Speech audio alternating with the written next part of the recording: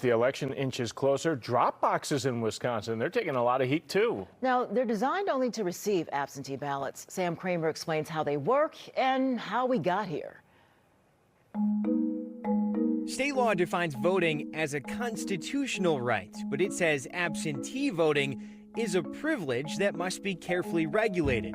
A privilege that goes back to 1862.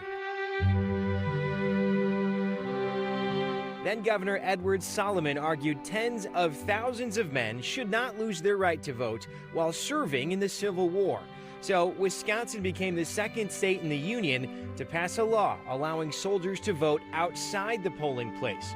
High-ranking officers took a tally of eligible voters and dispatched the results back. 162 years later, the process looks a little different.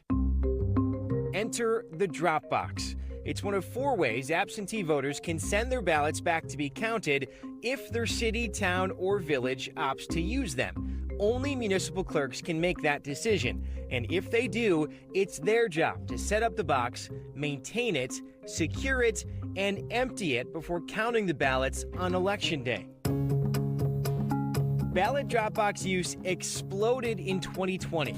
During the COVID-19 pandemic, the Wisconsin Elections Commission encouraged clerks to get creative. So things like mail slots for tax payments, library drop slots for books started to double as drop boxes for ballots. To put it in perspective, 27% of all votes cast in Wisconsin were absentee in 2016.